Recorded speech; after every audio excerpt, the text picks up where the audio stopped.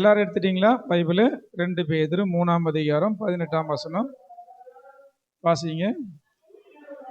நம்முடைய கர்த்தரும் இரட்சகருமாகிய இயேசு கிறிஸ்துவின் கிருபையிலும் அவரை அறிகிற அறிவிலும் வளருங்கள். அவருக்கு இப்பொழுதும் என்றென்றைக்கும் மகிமை உண்டாவதாக. ஆமென். அல்லேலூயா. எல்லாரும் எடுத்துட்டீங்களா? எல்லாம் சேர்ந்து வாசிங்க பார்க்கலாம்.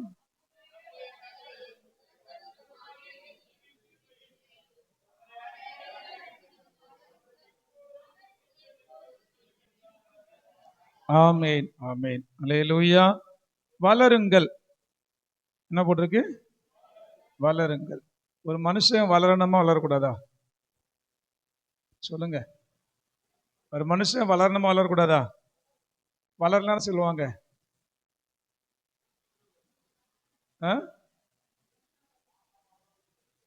அல்லேலூயா. வளருங்கள். ஒரு மனுஷன் பிறந்தா என்ன செய்யணும்? வளர வேண்டும். சரீரத்துல வளரணும், ஆவியிலும் வளரணும், அறிவிலும் வளரணும். அல்லேலூயா. இல்லாவிட்டா என்ன சொல்லுவாங்க? சரீரத்துல வளரணும் என்ன செய்வாங்க? அவனை இந்த உலகம் கிண்டல் பண்ணும். என்ன கிண்டல் பண்ணும்? குள்ளன்னு சொல்லி செய்யும், கிண்டல் பண்ணுவாங்க. ஆணா இருந்தா குள்ளன்னுவாங்க, பெண்ணா இருந்தா குள்ளச்சின்னுவாங்க. அல்லேலூயா. அறிவு வளராவிட்டா என்ன சொல்லுவாங்க? முட்டாள், மூளை என்ன செய்யல, வளர்ச்சி இல்லை. அல்லேலூயா. ஆவியிலே வளராவிட்டால் அப்படி இல்லை, ஆவிக்குரியவன் இல்லை. இங்கு போடப்பட்டிருக்கிறது கர்த்தரும் இரட்சகரும் ஆகிய இயேசு கிறிஸ்துவின் கிருபையிலும் அவரை அறிகிற அறிவிலும் செய்யுங்க, வளருங்கள். அல்லேலூயா. எதுல வளரணுமா? கிருபையிலும் தேவனை அறிகிற அறிவிலும் வளருங்கள். கிருபையிலும் தேவனை அறிகிற அறிவிலும் வளருங்கள். எத்தனை பேர் ஆசைப்படுறீங்க வளர வேண்டும் என்று சொல்லி? ஆனா நாம எப்படி இருக்கிறோம்? இன்னைக்கு இருக்கிற ஒவ்வொரு கிறிஸ்தவங்களும் என்னைக்கு இருக்கிறோம்? எப்படி இருக்கிறோம் சொல்லுங்க. எபிரேயர் 5ஆம் அதிகாரம் 12ஆம் வசனம். எபிரேயர் 5:12. காலத்தை பார்த்தால் போதகராய் இருக்க வேண்டிய நீங்கள் உங்களுக்கு தேவனுடைய வாக்கியங்களின் மூல உபதேசங்களை மறுபடியும் உபதேசிக்க வேண்டியதாய் இருக்கிறது. நீங்கள் பலமான ஆகாரத்தை அல்ல, பாலை உண்ணத்தக்கவர்களானீர்கள்.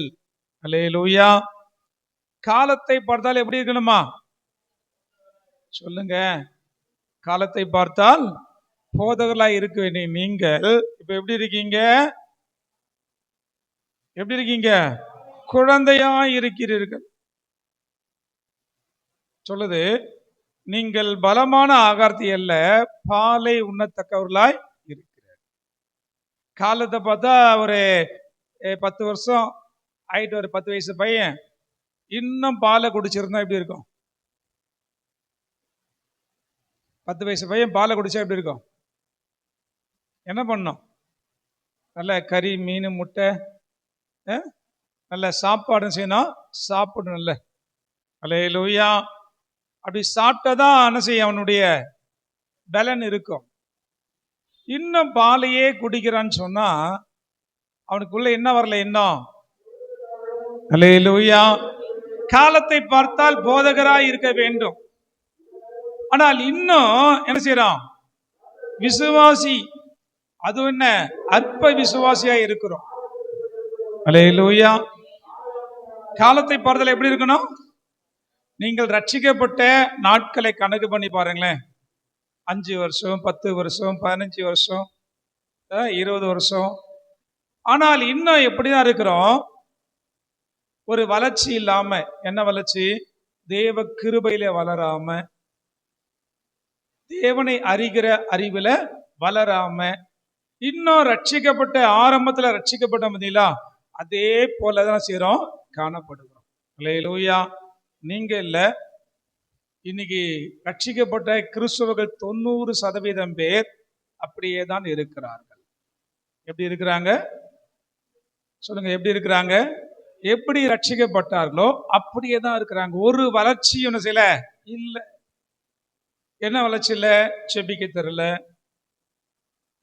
பாட தெரியல, கைத்தட்ட தெரியல, சாட்சி கொடுக்க தெரியல, சுவிசேஷம் அறிவிக்க தெரியல. இன்னும் ஆண்டுக்குரிய வாழ்க்கையில அந்த உன்னதமான நல்ல தேவனை அறிந்து தெய்வீக சுபாவங்களை பெற்றவர்களா என்ன செய்யல, காணப்பட முடியவில்லை. அல்லேலூயா. ரட்சிக்கப்பட புதுசுல எப்படி இருக்கிறாங்களோ, ரட்சிக்கப்பட புதுசுல எப்படி இருப்பாங்க? செபிக்க தெரியாது, அவங்க என்னக்காக ஜெபம் பண்ண சொல்லுவாங்க, செபிப்போம். சாட்சி கொடுக்க தெரியாது, தத்தகா புத்தகன்னு சாட்சி கொடுப்பாங்க. அப்புறம் செய்வாங்க, சுவிசேஷம் அறிவிக்க தெரியாது. மற்ற காரியங்கள் புதுசா இருக்கிறவங்க செய்தே ஒண்ணுமே தெரியாது, குழந்தைய போல இருப்பார்கள். அல்லேலூயா. ஆனால் காலங்கள் கடக்கும் போது, நாட்கள் அதிக கடக்கும் போது ஒவ்வொருக்குள்ள என்ன வரணும்? ஒரு மெச்சூரிட்டி வர வேண்டும். வரணுமா வரக்கூடாதா? அல்லேலூயா. வரணுமா வரக்கூடாதுங்களா? வீட்டில் இருக்கிற குழந்தை பிறந்த உடனே என்ன செய்யும்? பால் குடிக்கும், அதுக்கப்புறம் செய்யும் கொஞ்சம் முட்டி போட்டு தவிடும், அப்புறம் எழுந்து நடக்கும், அதுக்கப்புறம் ஸ்கூல்ல சேர்ப்போம், அதுக்கப்புறம் செய்யும் துவக்கப்பள்ளி சேர்ப்போம், அப்புறம் நடுநிலை பள்ளி, மேல்நிலை பள்ளி, உயர்நிலை பள்ளி, அப்புறம் செய்யும் காலேஜுக்கு போகும், அப்புறம் வேலைக்கு போகும், அப்புறம் கல்யாணம் ஆகும், அப்புறம் செய்யும் அது குடும்பத்தின செய்யும் நடத்தத்தக்கதாய் மாறும். இதுதான் உலகத்தில் இருக்கிற ஒரு எனது வளர்ச்சி. அதே போல சபையில இருக்கிற ஆண்டோடைய பிள்ளைங்க வந்தவர்கள் அப்படியே பிறந்தவர்களாவே இருந்தா இப்படிதான் எழுந்து நடக்கிறது, இப்பதான் என்ன செய்தே வேலைக்கு போறது, எப்பதான் என்ன செய்தே அவங்களும் தனி குடும்பம் செய்தே நடத்துறது. அல்லேலூயா. நான் சொல்றது எத்தனையுமே புரியுது? அல்லேலூயா. ரட்சிக்கப்பட வேண்டும், சத்தியத்தை அறிந்து கொள்ள வேண்டும். பின்பு நாம் என்ன செய்யணும்?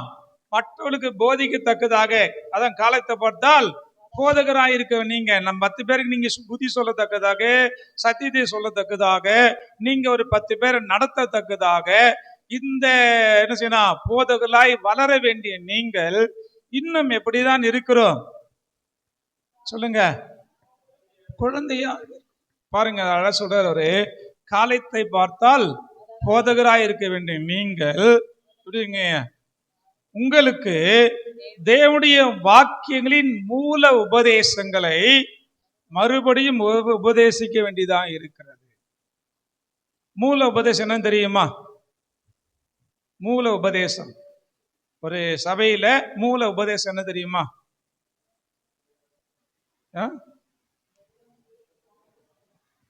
யாரும் எங்கேயும் 1-2 சொல்றீங்க, சரியா காதுல விடல. மூல உபதேசம்னா என்னன்னே தெரியாம இருக்கு நம்ம, அப்படிதானே? அல்லேலூயா.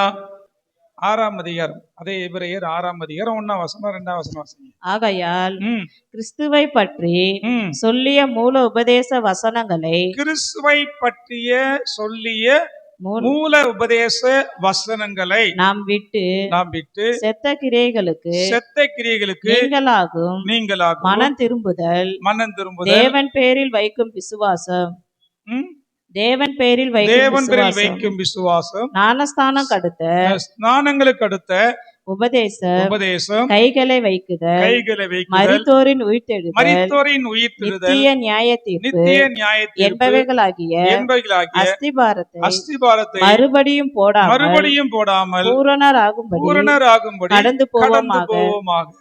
அல்லேலூயா. இப்ப சொல்ல மூல உபதேசம் என்ன? நீங்க இப்பதான் படிச்சீங்க. அல்ல ஒண்ணுன்னா சொல்லுங்க, நிறைய இருக்கு, ஒண்ணுன்னா சொல்லுங்க பார்க்கலாம். மூல உபதேசம்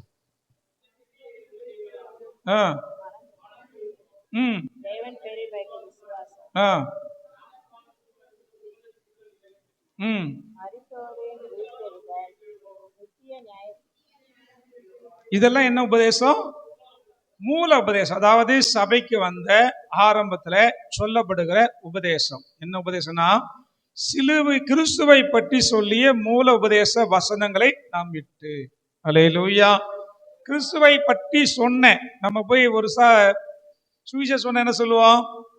இயேசு உங்களை நேசிக்கிறார், இயேசுவின் துக்கத்தை சந்தோஷமாய் மாற்றுவார், உன்னை கண்ணீரை துடைப்பார், கவலையை போக்குவார், வியாதியை நீக்குவார், இயேசுவை ஏற்றுக்கொள்ளுங்க, நீங்க எப்படி இருப்பீங்க? ஆசீர்வாதமா இருப்பீங்க. இது என்ன உபதேசம்? மூல உபதேசம். ஸ்டார்டிங்ல முதலாக இயேசுவை அறியாத ஜனங்களுக்கு சொல்லுகிறோம். நாம் அறியாத இருக்கும் போது கேட்ட அந்த வார்த்தைகள். அல்லேலூயா.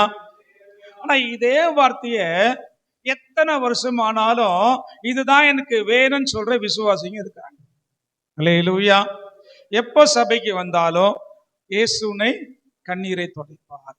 நீ கவலைப்படாதீங்க, உன்னை வாளாக்காமல் தலையாக்குவார், உன்னை கீழாக்காமல் மேலாக்குவார். இதோ என்ன செய்வாய்? நீ ஆசீர்வாதமாகவே இருப்பாய். இதையே திரும்ப திரும்ப திரும்ப நம்ம கேட்கிறோம்னா இது என்னவா இருக்கிறது? அந்த குழந்தையிலிருந்து என்ன செய்யல, இன்னும் மாறல. அல்லேலூயா.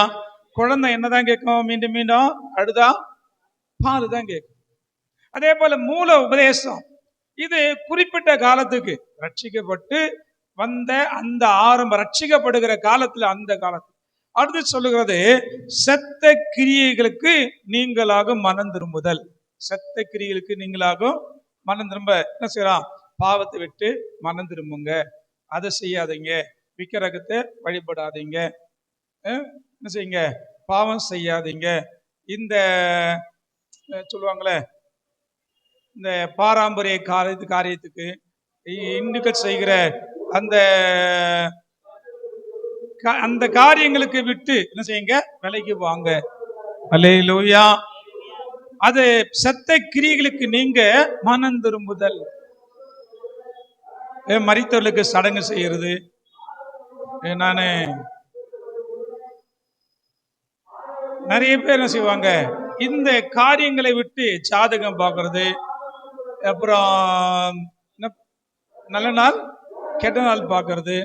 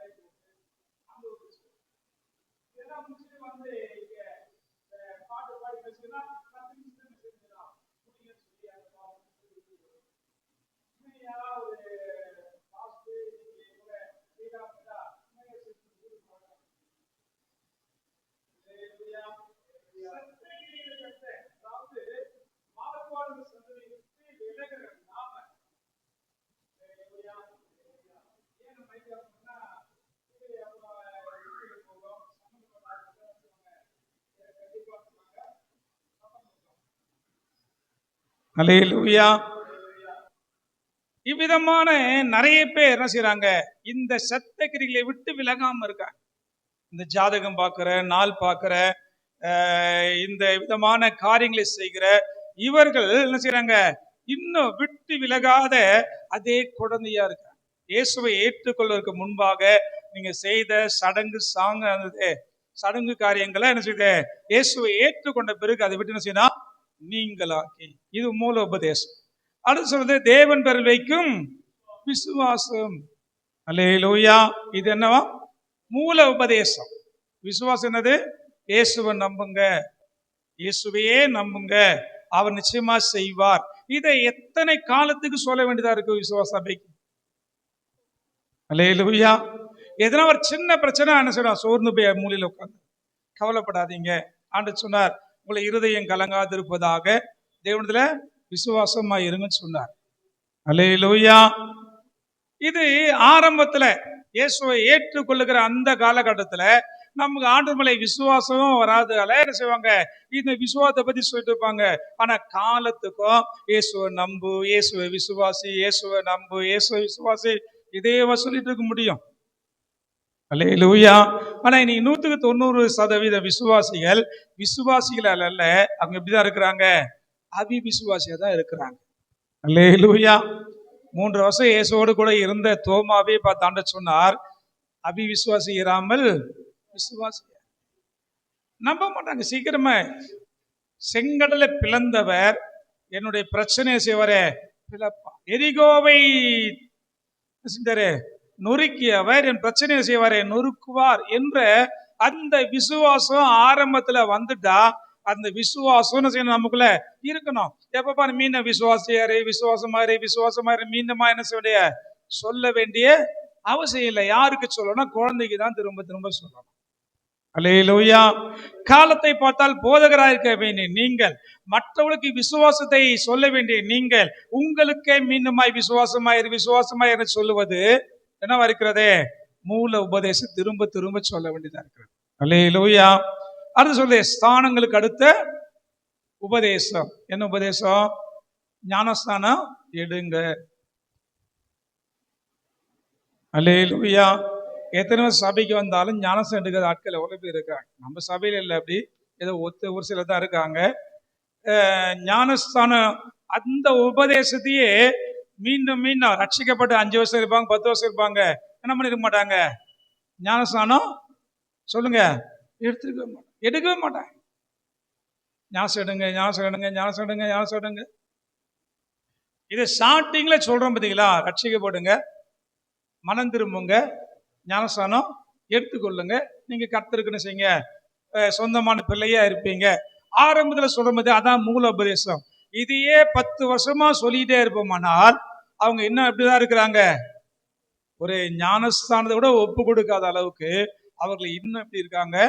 குழந்தையாகவே இருக்கிறார்கள். அல்லேலூயா. அடுத்து சொல்லுது கைகளை வைக்குதல். அடுத்த உபதேசம் என்ன? ஆமா, நீங்க எப்ப பாரும் தலை கொடுத்துட்டே இருப்பாங்க. ஆரம்பத்துல ரட்சிக்கும் போது எனக்காச்சும் பண்ணுங்க, எனக்காச்சும் பண்ணுங்க, எனக்கு வீட்டுல பயமா இருக்கு, எனக்கு போற இடத்துல அந்த காரியம் நடக்கணும், எனக்கு பலவீனமா இருக்கு, எனக்கு ஜெபம் பண்ணுங்க. ஆரம்பத்துல செப்பிக்கு தப்பு கிடையாது. ஆனா 5 வருஷம் 10 வருஷம் ஆன விசுவாசி கூட என்ன செய்ய வேண்டியிருக்கு? அல்லேலூயா. ஏதோ பிறந்த நாள் திரும்ப நாள் எனக்கு ஆஸ்பத்திரிக்கு ஜெபம்னு சொல்லிட்டு அது இல்லை, அது நல்ல விஷயம். ஆனா அதுக்கெல்லாம் வரமாட்டாங்க நம்ம ஆளுங்க. அல்லேலூயா. எனக்கு பிறந்தாலுங்க, திரும்பினாலுங்க, ஞானசனத்தினாலுங்க, எங்களுக்காக குடும்பத்தை ஆஸ்பத்திரி ஜெபம் பண்ணுங்க சொல்ல அதுக்கு வர மாட்டாங்க. ஆனா என்ன செய்வாங்க? தேவையில்லாம வந்து நீங்களே ஆண்டவர் சொல்றாரு விசுவாசிகளா நடக்கும். ஆமா, நீங்க யார் மேல கை வைப்பீங்களோ அவங்க என்ன செய்வாங்க? சுகம். உங்களுக்கே இந்த அதிகாரத்தை தேவன் கொடுத்து இருக்கிறார். ஆக்கினா நீங்க எந்த பாஸ்டர் வந்தாலும் வந்து போய் தலை கொடுக்கறது. அல்லேலூயா. சில பேர் என்ன செய்வாங்க? இவர்கிட்ட போனா திட்டுவாருன்னு சொல்லிட்டு புதுசா யார் வந்தாலும் அவர்கிட்ட போய் என்ன செய்வாங்க? அல்லேலூயா, அல்லேலூயா. நாம கரெக்டா நடந்துட்டா, நம்ம சத்தியத்துல நல்ல வளர்ந்துட்டா இதுக்கு என்ன செய்வது அவசியம் இல்லை. அல்லேலூயா. நீங்க போய் 10 பேர் கை வச்சு ஜெபம் பண்ற அளவுக்கு தேவன் உங்களை செய்வாரே உயர்த்துகிறார். உங்களை விசுவாசி என்ற அந்த ஸ்தானத்தை தேவன் கொடுத்து இருக்கிறார். அப்ப மீண்டுமா நான் இந்த கை தலைமையில கை வச்சு ஜெபம் பண்ணுங்க, எனக்காச்சும் பண்ணுங்க, எனக்காச்சும் பண்ணுங்க, எனக்கு பயமா இருக்கு, எனக்கு கலக்கமா இருக்கு, எனக்கு வியாதியா இருக்கு, எனக்கு பலவீனமா இருக்கு, இது சொல்றாங்கன்னா அவங்க என்ன செய்யல? இன்னும் குழந்தையிலிருந்து வளரல. அல்லேலூயா. இன்னும் காலத்தை பார்த்தால் போதகராய் அவங்க என்ன செய்யறாங்க? பாலை குடிக்கிற குழந்தையா என்ன செய்யறாங்க? இருக்காங்க. அடுத்து என்ன சொல்லுது? மரித்தோரின் உயிர்த்தெழுதல். என்ன சொல்லுவாங்க? இது என்ன உபதேசம்? மரித்தோரின் உயிர்த்தெழுதல். நிச்சயமா நமக்கு என்ன உண்டு? மரணம் உண்டு. ஒரு மனுஷன் ஒரு தரம் பிறப்பதும் பின்பு மரிப்பதும் அவனுக்கு நியாயத்தீர்ப்பு என்பது தேவனால் நியமிக்கப்பட்டு இருக்கிறது. அல்லேலூயா. நிச்சயமாய் மரிப்பாய், ஆனால் மரித்தால் நிச்சயமான செய்வாய், உயிர் தெழுவாய். இன்னும் அநேகர் செய்வாங்க, இருக்கிற வரைக்கும் இருக்கு போறோம், வந்ததை திண்டு விதி வந்தா சாவுன்னு சொல்லி இருக்கிறவங்க எவ்வளவு பேர் இருக்கிறாங்க. ஏதோ இருக்கிற வரைக்கும் தான், அதுக்கப்புறம் வாழ்க்கை கிடையாது அப்படின்னு நினைக்கிற ஆட்கள் இருக்கிறாங்க. ஆனா அவங்களுக்கு அடிக்கடி நினைப்போட்டோம், போட்டோம், நீங்க மரித்தால் ஆண்டுடைய வருகையில என்ன செய்வீங்க? உயிர் தெடுக்கப்படுவீங்க. நீங்க ஆண்டவரை உறுதியா பற்றி கொண்டு பரிசுத்தமா இருந்தா அவரோட கூட பரலோகத்துக்கு போவோம், இல்லைன்னா எங்க போவோம்? நரகத்துக்கு போவோம்னு சொல்லி ஆரம்பத்துல சொல்றோம் பார்த்தீங்களா? அத அப்ப என்ன செய்யணும்? நமக்கு உயிர் தெழுதல் இருக்கு. ஆனா ஒவ்வொரு தடவையும் ஒவ்வொரு வாரமும் என்ன செய்யறது சொல்ல வேண்டியிருக்காரு. உங்களுக்கு என்ன இருக்கு?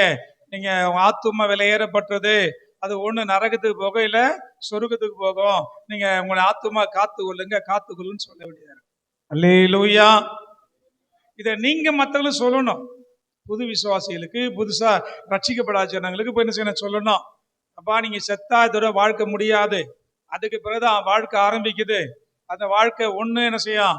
நீங்க ஆண்டவரை ஏற்றுக்கொண்டு ஆண்டவருக்கு உண்மையா வாழ்ந்தா பரலோகத்துக்கு போலாம், இல்லைன்னா நரகத்துக்கு போய் என்ன செய்யணும்? நித்திய காலமா வேதனைப்படணும்னு சொல்லி நீங்க சொல்லணும். ஆனா சபைக்கு ஒவ்வொரு தடவையும் என்ன செய்ய வேண்டியிருக்கு? ஊழியக்காரங்க சொல்ல வேண்டியதா இருக்கு. மூல உபதேசம் திரும்ப திரும்ப சொல்ல வேண்டியதா இருக்கு. அல்லேலூயா.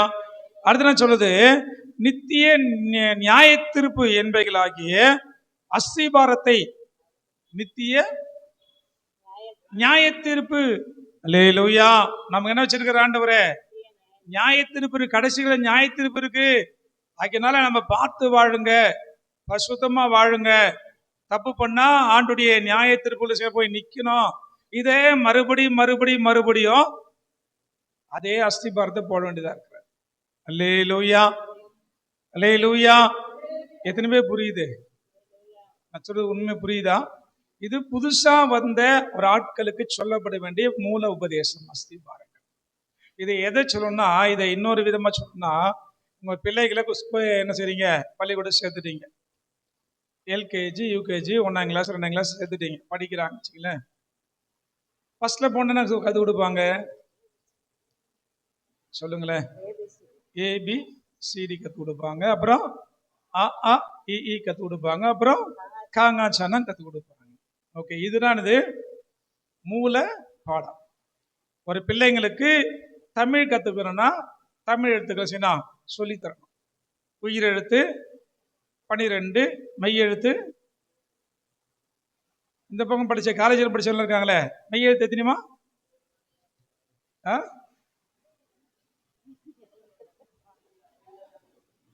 ஸ்கூலுக்கு படிச்சீங்களா? போனீங்களா? மெய்யெழுத்துனா என்னன்னு தெரியாம இருக்க? அல்லேலூயா. உயிரெழுத்துனா தெரியுமா? உயிரெழுத்துனான்னு தெரியுமா? அப்படியா? உயிர் எழுத்து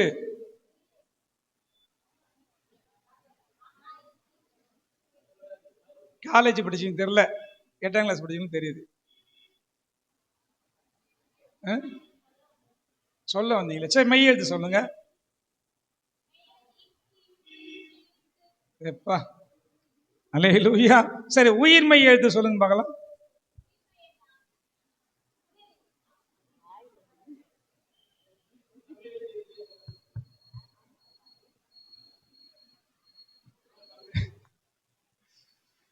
உயிரெழுத்து 12, AAEE. உயிர்மெய் எழுத்து 18, இக்கு இங்கச்சி இட்டு. உயிர்மெய் எழுத்துனா இந்த உயிரெழுத்தும் மெய்யெழுத்தும் சேர்ந்தது. இக் பிளஸ் கா. அது எத்தனை எழுத்து மொத்தம்?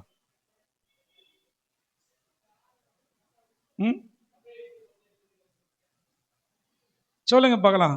தமிழ் எழுத்து எத்தனை மொத்தம்?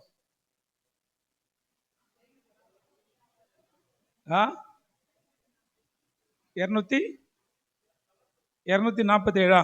கரெக்டா? எப்படி?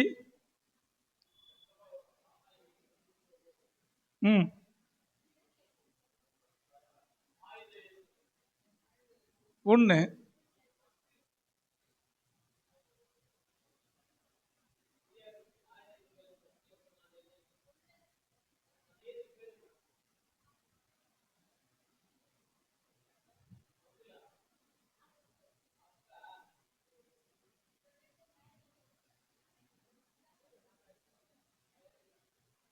அல்லேலூயா.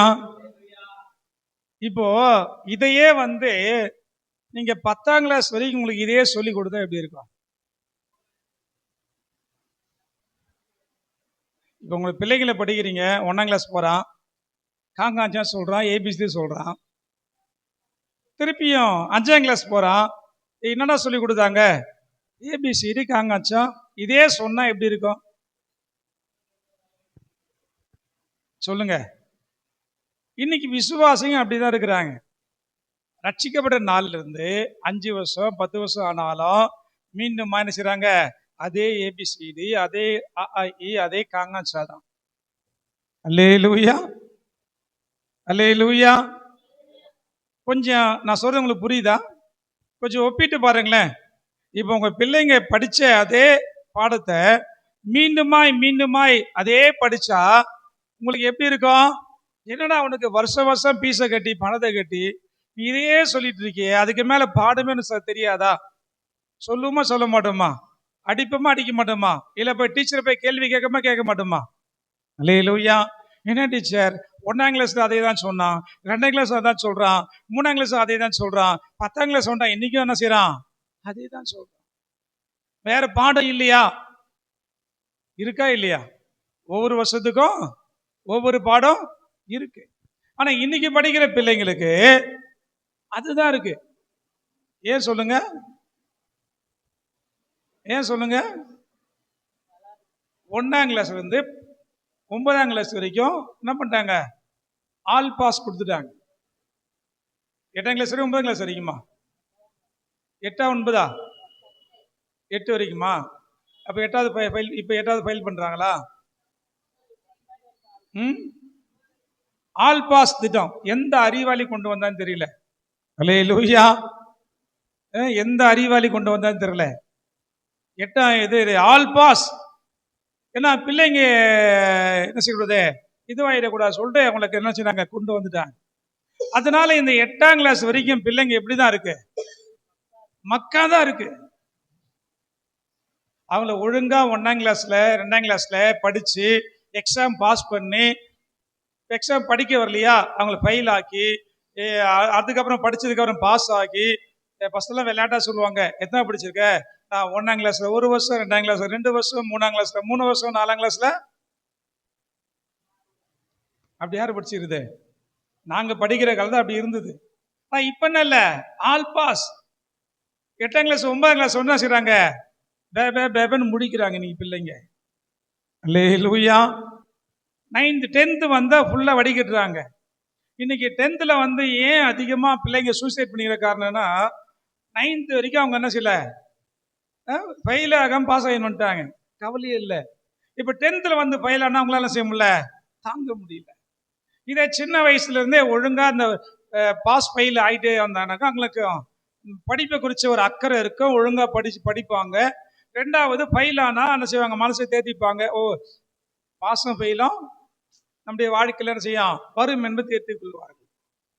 நான் அறிவாளிங்க ஆல் பாஸ் திட்டத்தை கொடுத்து எல்லா பிள்ளைகளும் மக்காயிட்டாங்க. அல்லேலூயா. 100க்கு 20% பிள்ளைங்க தான் படிக்கிறாங்க.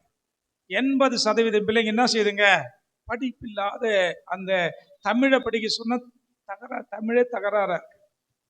அல்லேலூயா. அதே போலதான் இன்னைக்கு விசுவாசிங்க 100க்கு 80% அல்லது 90% இந்த மூல உபதேசத்தையே என்ன செய்றாங்க? எங்க சுவிசேஷம் கூட்டம் நடக்கும், எங்க விடுதலை கூட்டம் நடக்கும், எங்க ஒரு இது சுகமாக்கிற கூட்டம் நடக்கும், எங்க தீர்க்கசன கூட்டம் நடக்கும், அங்குதான் கூட்டம் சேரும். அல்லேலூயா. ஒரு எழுப்புதல் கூட்டம் வைங்க, சேராது. ஒரு வருகை நாயத்தை கூட்டம் வைங்க, சேராது. அல்லேலூயா. இயேசுவை போல் மாறுவோம், இயேசு பாதத்துல ஒரு நாள் வைங்க, வராது. உபவாசம் செய்ய வைங்க, போகாது. அந்த கூட்டத்துக்கு போனா தீர்க்கசனமா வரும். அந்த கூட்டத்துக்கு போனா அவர் வல்லமையா அற்புதம் செய்வார், அதிசயம் செய்வார். இதுக்குதான் கூட்டம் சேருனா அந்த விசுவாசிகள் இன்னும் என்ன செய்யல? வளரவில்லை. அல்லேலூயா. மூல வளர்ச்சி இல்லை.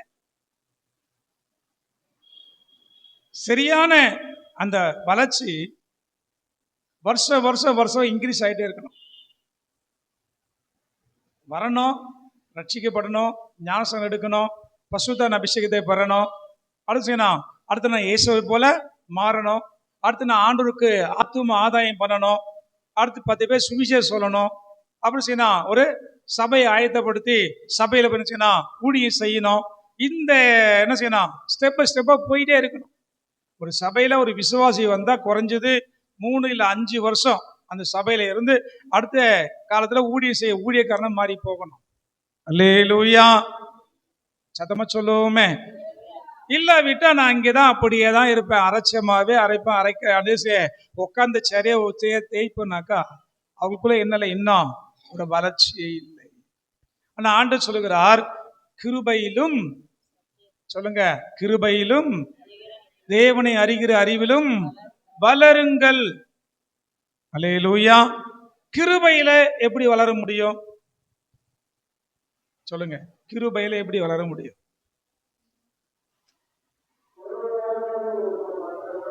வேதம் சொல்லுகிறது,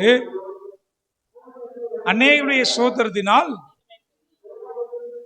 கிருபையில வளரனா சோத்திரம், ஜெபம், பசுதாவின் அபிஷேகம், இவைகளை நாம பெருகி கொண்டே இருப்போமானால் நான் என்ன செய்வோம், கிருபையில வளர்ந்து கொண்டே இருப்போம். அல்லேலூயா.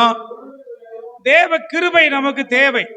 கிருபை இல்லாம நம்ம பாடுகிறோம், உங்க கிருபை இல்லாம, சொல்லுங்க, உங்க கிருபை இல்லாம, பக்கத்துல கைப்பிடி சொல்லுங்களேன், உங்க கிருபை இல்லாம.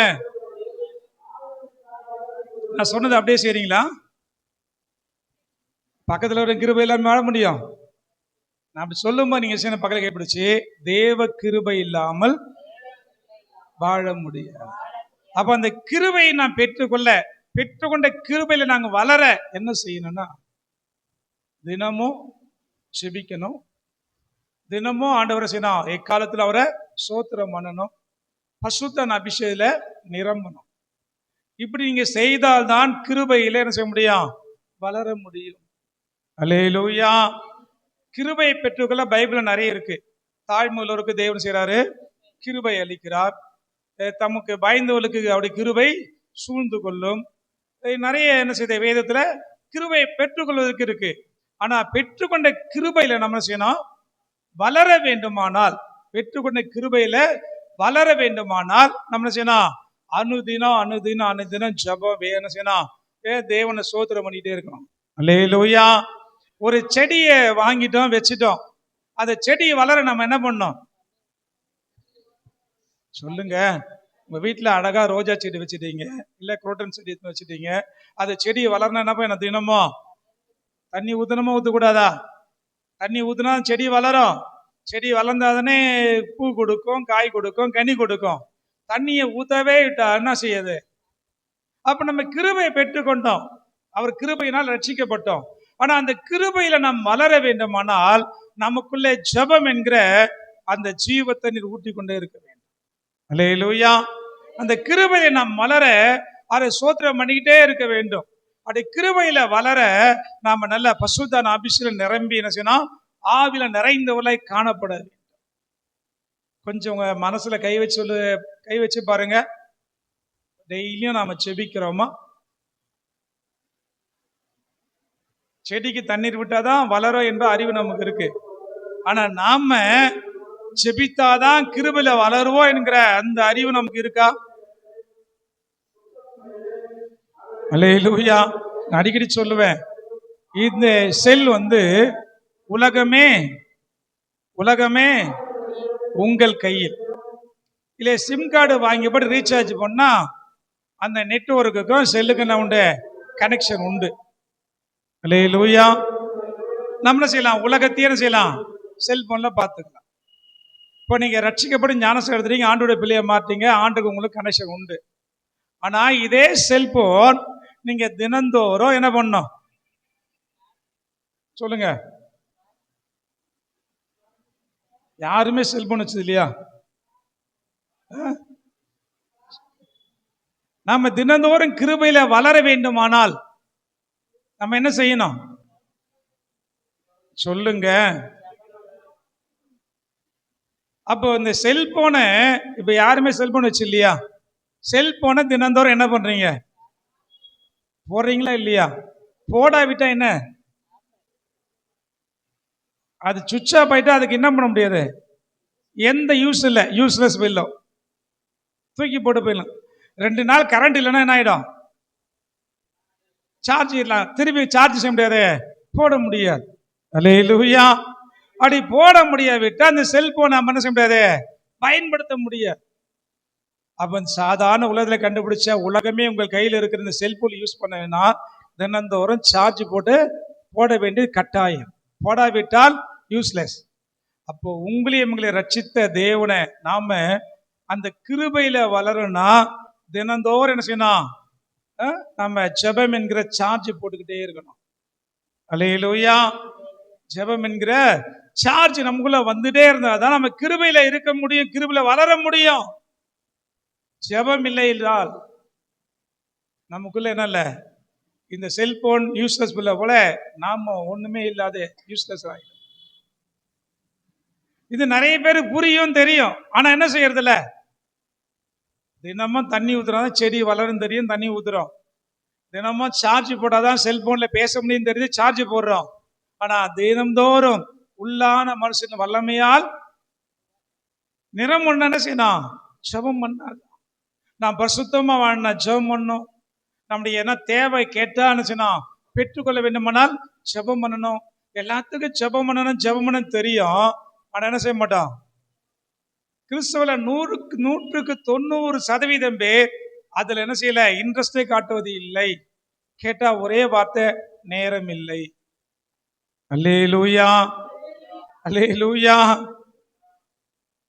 ஆண்டவர் சொல்றார், ஆபத்து காலத்திலே அவர்கள் என்னை நோக்கி கூப்பிடுவார்கள், நான் செய்ய மாட்டேன். நாங்க வசனம் மாத்தி சொல்றோம் நினைக்கிறீங்களா? ஆண்டவர் சொன்ன ஆபத்து காலத்தில் என்னை நோக்கி கூப்பிடு, நான் என்ன செய்வேன், விடுவிப்பேன். என்னை யாருக்கு சொன்னார் அத? சங்கீதம்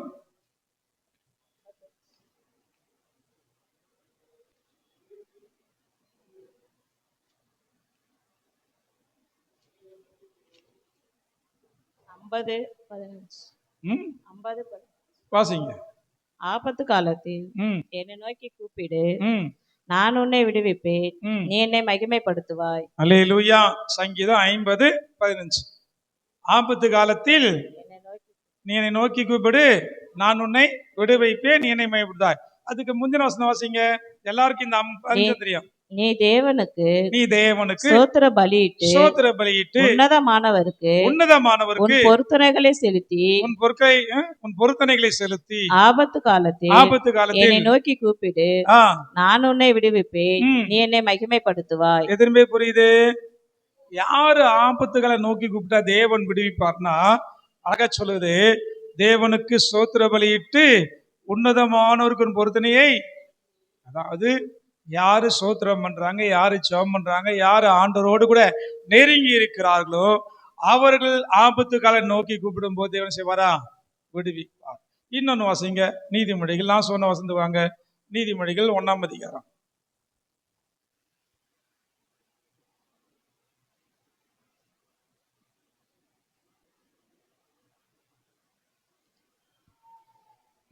வசனம். ஆகையால் நானும் உங்கள் ஆபத்து காலத்தில் நகைத்து நீங்கள் பயப்படும் காரியம் வரும்போது ஆகடியம் பண்ணுவேன். நீங்கள் பயப்படும் காரியம் புசல் போல் வரும்போது, ஆபத்து சூறாவளி போல் உங்களுக்கு நேரிடும் போது, நெருக்கமும் இடுக்கணும் உங்கள் மேல் வரும்போதும் ஆகடியம் பண்ணுவேன். அப்பொழுது அவர்கள் என்ன நோக்கி கூப்பிடுவார்கள், நான் மறு உத்தரவு கொடுக்க மாட்டேன். அவர்கள் அதிகாலையில என்னை தேடுவார்கள், காண மாட்டார்கள். அல்லேலூயா. யாருக்கு இது? யாரு சோதரம் பண்ணாம துதிக்காம, அழகா சொல்றது, ஆண்டோடைய வார்த்தையை கேட்காமல். அல்லேலூயா. 1:20 சொல்லுது, என் ஆலோசனை நீங்கள் தள்ளி என் கடிந்து கொள்ளுதலை வெறுத்தீர்கள், ஆகையால் நான் உன்னை செய்வேன். ஆலோசனை கொடுக்குற, ஒவ்வொரு வாரமும் சர்ச்சில் ஆலோசனை கொடுக்குற. என்ன ஆலோசனைங்க? ஜெபம் பண்ணுங்க, பைபிள் படிங்க, ஜெபம் பண்ணுங்க, பைபிள் படிங்க.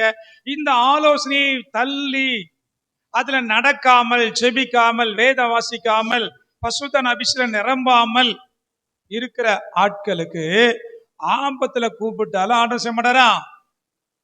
சொல்லுங்க. ஆபத்துல கூப்பிட்டாலும் எத்தனை பேருக்கு வாய் இருக்கு? எத்தனை பேர் காது இருக்கு? அப்ப நான் சொன்னது கேட்டது இல்ல, அப்ப வாயத்துல சொல்லல. அல்லேலூயா. ஆபத்து கால கூப்பிட்டாலும் செய்ய மாட்டாரா? ஆமா, அப்பதான் விட்டுட்டு ஆபத்து வரமா செய்வாங்க. அதிகாலையில் எழுந்து உட்கார்ந்து பயபக்தியா ஜெபம் பண்ணுவாங்களா? ஆனா ஆண்டவர் சொல்லுகிறாரு, நான் செய்ய மாட்டேன். அதிகாலை என்னை தேடுவார்கள், என்னை. அல்லேலூயா. ஒழுங்கா தினமும் ஜெபம் பண்ணி தினமும் சோதரம் பண்ணா கிருபையிலையும் வளரலாம். ஆபத்து காலத்திலும் தேவன் உங்களோடு கூட இருந்து உங்களை விடுவிப்பார். அல்லேலூயா. எதுவுமே புரியுது? புரிந்தால் மட்டும் போதாது, அது என்ன செய்யணும்? செயல்படுத்த வேண்டும். யாக்கோபுல நீங்க படிச்சிருப்பீங்க, யாக்கோப் டெஸ்ட்ல 1ஆம் அதிகாரத்துல படிச்சிருப்பீங்க. என்ன சொல்றீங்க? யாக்கோபுல திருவசனத்தை கேட்கிறவளாய் மாத்திரமல்ல, அதன்படி செய்கிறவளாய் இருங்கள், உங்களை வஞ்சியாதபடிக்கு. அப்ப கேட்டது பிரயோஜனம் என்ன செய்யணும்? அதை அபியாசப்படுத்த வேண்டும். அப்படியா?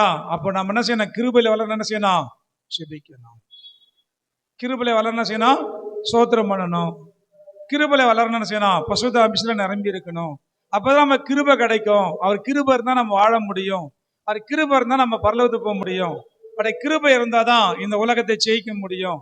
நோவாவுக்கு கர்த்தருடைய கண்கள் கிடைச்சதே. சொல்லுங்க, காரணம் என்ன? நோவாவுக்கு கர்த்தருடைய கண்களில் கிருபையுடைய காரணம் என்ன? தேவனோடு சஞ்சரித்து கொண்டிருந்தான். அல்லேலூயா. நீங்களும் தேவனோடு தினந்தோறும் சஞ்சரித்தால் கிருபையில வளருவீர்கள். அடுத்து சொல்லப்பட்டிருக்கு, தேவனை அறிகிற அறிவிலே வளருங்கள். தேவனை அறிகிற அறிவிலே எப்படி வளர முடியும்? வாசிங்க, யாக்கோபு 1 பேதுரு 2ஆம் அதிகாரம் 3ஆம் வசனம். நீங்கள் வளரும்படி 1 பேதுரு 2:3.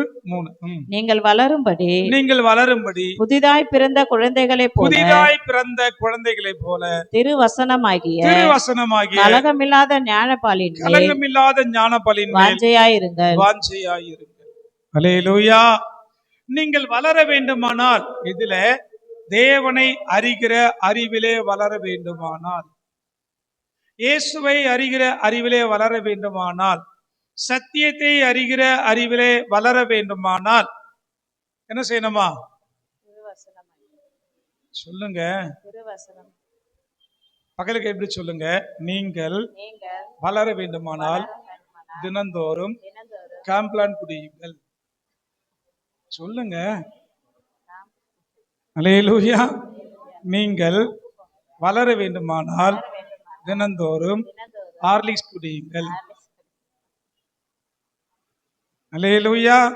உடனே வீட்டுக்கு போவோம், காம்ப்ளெக்ஸ் செய்வோம், பூஸ்ட் வாங்குவோம், ஹார்லிக்ஸ் வாங்குவோம், நல்ல என்ன செய்வோம், ஞாயிற்றுக்கிழமை போய் என்ன செய்வோம், சிக்கன் பிஸா வாங்குவோம். இதெல்லாம் சாப்பிட்டு என்ன செய்யலாம்? நல்லா I M A Complan boy. இப்பெல்லாம் இந்த விளம்பரம் வரதா தெரியல, அப்பெல்லாம் ரொம்ப ஃபேமஸ். நான் வளருகிறேன், அந்த விளம்பரம் யாரும் கேட்டது இல்லையா? நான் வளருகிறேன் மம்மி.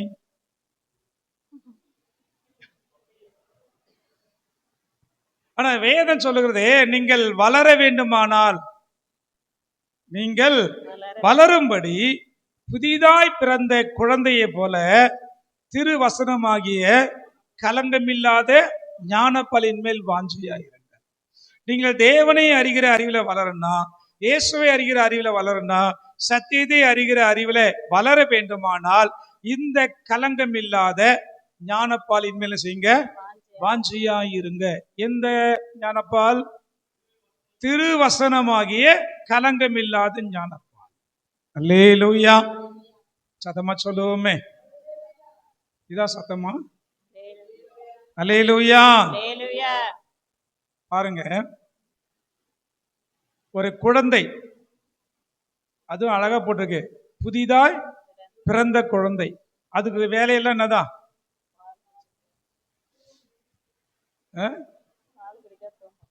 புதுசா பிறந்த குழந்தை எப்ப பாரு செய்யும்? ஆமா, தூங்கினே இருக்குமா? அல்லேலூயா. தூங்கும் எழுந்துக்கும், தூங்கும் எழுந்துக்கும். நாம தான் தூங்குறோம் எழுந்துக்கிறோம். தூங்குறீங்களா இல்லையா? தூங்குனா எழுந்துக்கிறீங்களா இல்லையா? என்ன பண்ணுவீங்க? செல்போனை நோண்டிட்டு இருப்போம். வேலைக்கு போவோம், ஸ்கூலுக்கு போவோம், இல்லை வீட்டு வேலை செய்வோம். ஆனால் புதுசா பிறந்த குழந்தைக்கு என்ன வேலை? தூங்கும், எழுந்தானே செய்யும். புதுசா பிறந்த குழந்தைக்கு எனி டைம் அதுக்கு என்ன தேவை? புதிதாய் பிறந்த குழந்தைகளை போல அது கொஞ்சம் 6 மாசம் 1 வருஷம் ஆனா கூட செய்யாது, கொஞ்சம் அப்படி விளையாடும், முட்டி போடும், விளையாடும், சிரிக்கும். ஆனா புதுசா பிறந்த குழந்தை என்னதான் செய்யும்? எப்போ என்ன செய்யும்? அதுக்கு பால் கேட்டுட்டே இருக்கும், பால் குடிச்சுட்டே இருக்கும். அதான் சொல்ற உதாரணம் சொல்றாரு, அந்த புதிதாய் பிறந்த குழந்தையை போல இந்த திருவசனமாகி கலங்கம் இல்லாத ஞானப்பலிமை செய்யுங்க, வாஞ்சியா இருங்க. அப்படின்னா சொல்லுவாருன்னா, எப்போ நீங்க பைபிள் கையுமா இருங்க, இந்த திருவசனத்தின் மேல வாஞ்சியா இருங்க, எப்பவும் பைபிள் படிச்சுக்கிட்டே இருங்க. அப்படி அர்த்தம் என்னதான்? நீங்க வளரணும்னா, தேவனை அறிகிற அறிவுல வளரணும்னா, இயேசுவை அறிகிற அறிவுல வளரணும்னா, சத்தியத்தை அறிகிற அறிவுல வளரணும்னா, நீங்க இந்த திருவசனத்தின் மேல வாஞ்சையா இருங்க. இது சொல்லப்படுது கலங்கம் இல்லாத ஞானப்பால். என்னப்பால்? கலங்கம் இல்லாத ஞானப்பால் இந்த திருவசனம். இந்த திருவசனம் ஒரு மனுஷன் என்ன செய்ய, பேதைகள் என்ன செய்யும்? ஞானியாக்கும் என்று நீதிமொழி சொல்லுகிறது. அல்லேலூயா. ஆத்துமாவை உயிர்ப்பிக்கிறது என்று சங்கீதம் 19 சொல்லுகிறது. தேனிலும் தெளிதேனிலும் மதுரமானது என்று சொல்லுகிறது. சங்கீதம் 119 வாசித்தால், பொன் வெள்ளியை பார்க்கலும் நீர் விளம்பின வேதமே எனக்கு நல்லது என்று சொல்லுகிறது.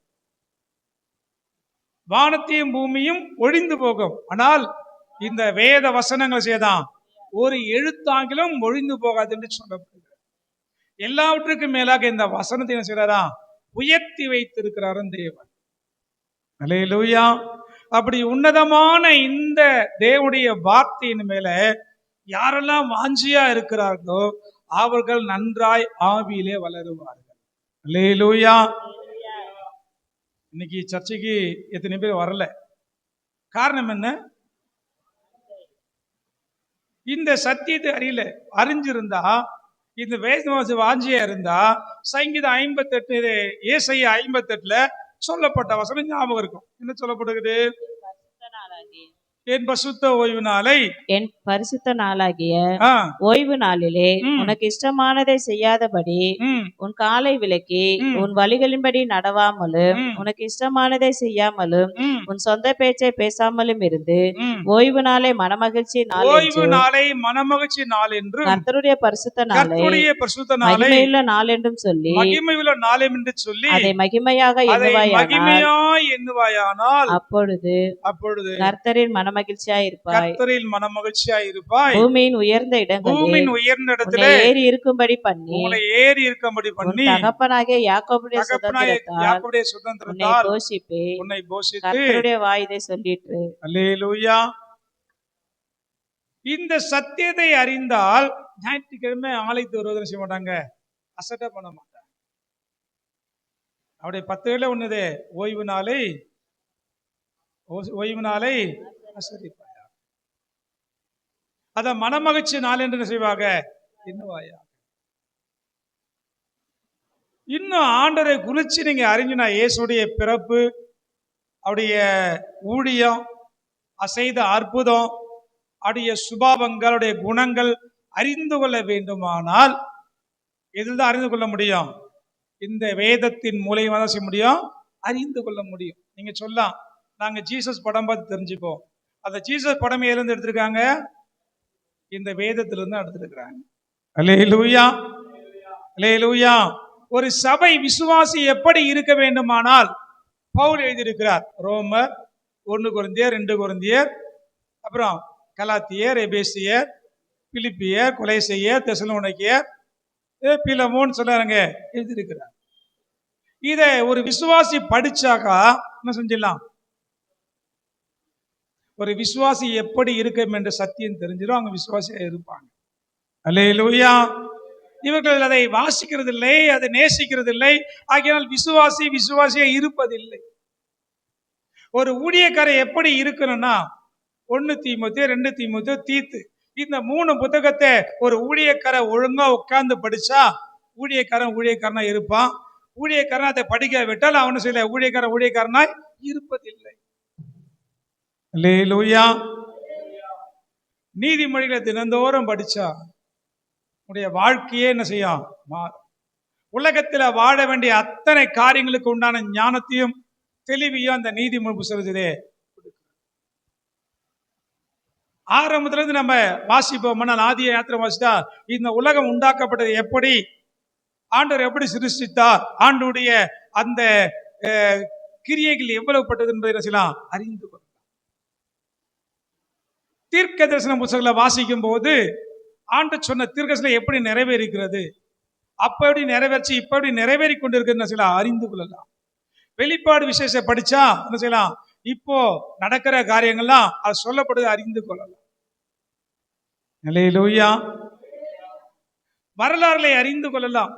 ராஜாக்கள் புத்தகம் வாசிக்கும் போது ஒரு ராஜா கர்த்தருக்கு பிரியமானதை எப்படி ஆஸ்வதிக்கப்படுகிறான், கர்த்தருக்கு பிரியமில்லாம வாழ்ந்தா அவனுடைய அழிவு எப்படி இருக்கிறது தெரிந்து கொள்ளலாம். இதெல்லாம் வாசிக்க இதை வாஞ்சியா தினந்தோறும் நம்ம வாசிச்சே இருந்தா வச்சுங்களேன், ஒரு மனுஷனுடைய வாழ்க்கை என்ன செய்யணும், மாறி போகும். அல்லேலூயா. அப்போஸ்தலர் 17 அதிகாரத்துல அடிக்கடி வாசிப்போம். பெரையா பட்டணத்தார் காரியம் இப்படி இருக்கிறதா என்று சொல்லி வேத வாக்கியங்களை ஆராய்ந்து பார்த்தபடியினால் நற்குணசாலிகள். ஏன் இன்னைக்கு விசுவாசிங்க நற்குணமே இல்லாம இருக்கிறாங்க? ஏன் தெய்வீக சுபாவம் இல்லாம இருக்காங்க? ஏன் இன்னும் மாம்சத்திலே இருக்கிறாங்க? இன்னும் உலக மனுஷனை போல பகையில கசப்புல இருக்கிறாங்கன்னா அவர்கள் வேத வசனத்தை ஆராய்ந்து பார்க்கவில்லை. அல்லேலூயா. 1 கொரிந்தியர் 13 அதிகாரத்தை வாசிச்சா என்ன கிடைக்கும்? அன்புனா என்ன என்பது தெரியும்.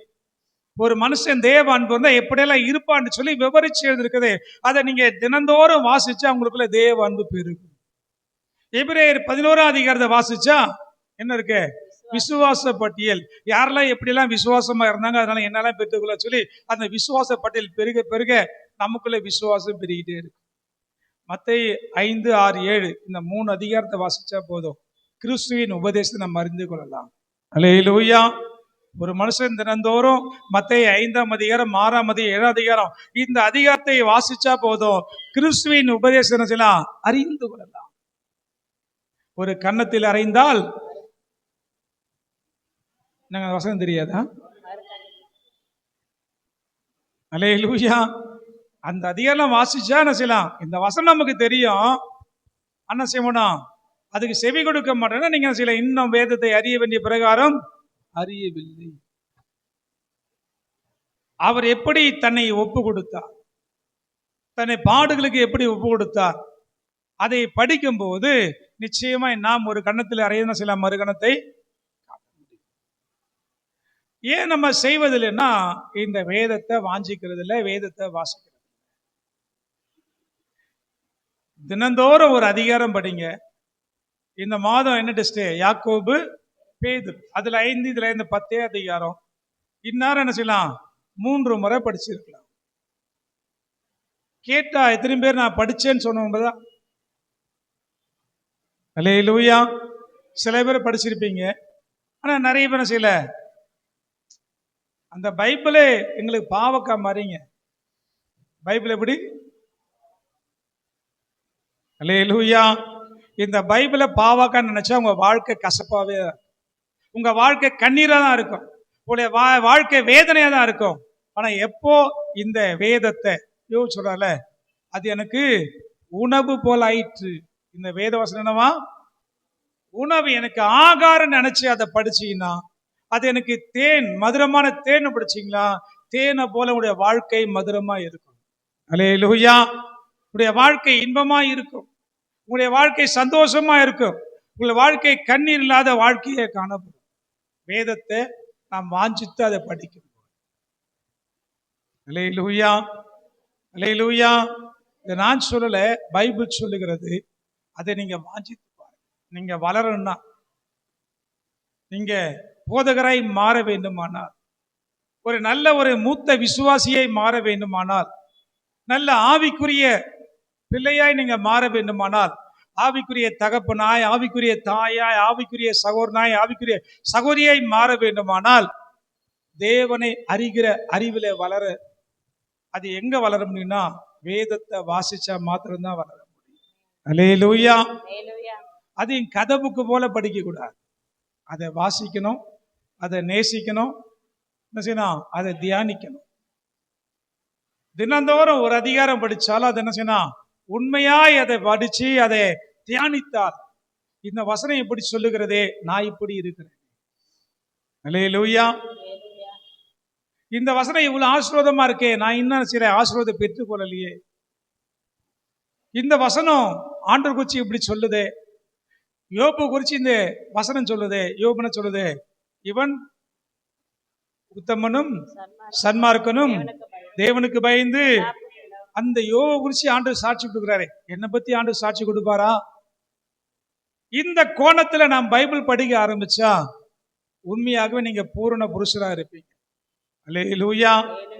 உண்மையாக நீங்க வளர்ந்து கனி கொடுக்கிற மரமா இருப்பீங்க. யோசேப்பை போல கனிதரன் திராட்சை செடியா இருப்பீங்க. நீங்க கனி கொடுப்பீங்க, நீங்க ஆத்தும ஆதாயம் பண்ணுவீங்க, நீங்க ஆண்டவருக்காக உண்மை உத்துவமா இருப்பீங்க. அல்லேலூயா. ஆகினால் நீங்கள் வளரும்படி என்ன செய்யுங்க, புதிதாய் பிறந்த குழந்தையை போல திருவசனமாக்கி ஞான பலம் செய்யுங்க, வாஞ்சியா இருங்க. ஒரு மனுஷனை மாத்திடுங்க இந்த வேத வசனம். நீங்க படிப்பு எப்படி ஒரு மனுஷனை, அதாவது படிக்காத மனுஷன் சொல்லுவாங்க குருடன் சொல்லுவாங்க, படிச்ச மனுஷனை நல்ல. அதே போல இந்த வேத வசனம் உலகத்துல இருக்க சாதா படிப்பே ஒரு மனுஷனை மாற்றும் போது, ஒரு கல்வி மனுஷனை செய்தான் மாற்றுகிறது. மாற்றுதா இல்லையா? அல்லேலூயா. ஒரு கல்வி மனுஷனை மாற்றுகிறதா இல்லையா? படிக்க தெரியாதவங்களுடைய கேட்டு பாருங்க, படிப்புடைய அருமையை. பஸ் நம்பர் தெரியாம, எந்த ஊருக்கு தெரியாம கஷ்டப்படும். படிக்க தெரிஞ்சவங்க செய்யும், எல்லாம் தெரியும். அதே போல இந்த பைபிள் படிக்க தெரியாதவங்க, பைபிள் படிக்க தெரிஞ்சவங்க சத்தியம் தெரியும், பைபிள் படிக்க தெரிஞ்சவங்க சத்தியம் தெரியும். என்ன செய்யணும், எப்படி பண்ணணும் என்ன சரி தெரியாது. ஆனால் வேதத்தை வாசிக்க வாசிக்க வாசிக்க இந்த பூமியிலும் நீங்க ஞானவானா இருக்கலாம், ஆண்டுடைய வருகைக்கு நீங்க ஆயத்தமாகலாம், பரலோகத்தின செய்யலாம், மரித்தாலும் பரலோகத்துக்கு போகலாம். அல்லேலூயா. இந்த உலக படிப்பு இந்த பூமியோட முடிஞ்சிடும். ஆனா வேத படிப்பு எங்க போவோம், உங்களை பரலோகத்துக்கு கொண்டு போய் சேர்க்கும். உங்க தாழ்மையே கேட்கிறேங்க, தயவு செய்து தினந்தோறும் பைபிள் படிங்க, தினந்தோறும் ஜெபம் பண்ணுங்க. கிருபையில வளரலாம், சத்தியத்தில் வளரலாம், பரலோகத்துக்கு போகலாம். அல்லேலூயா. அதனால நீங்கள் வளருங்கள், குழந்தையாவே இருக்காது, பால் உண்கிற குழந்தையாவே இருக்காது. ஒவ்வொரு வாரமும் ஒரு படி என்ன செய்யணும், வளர்ந்து.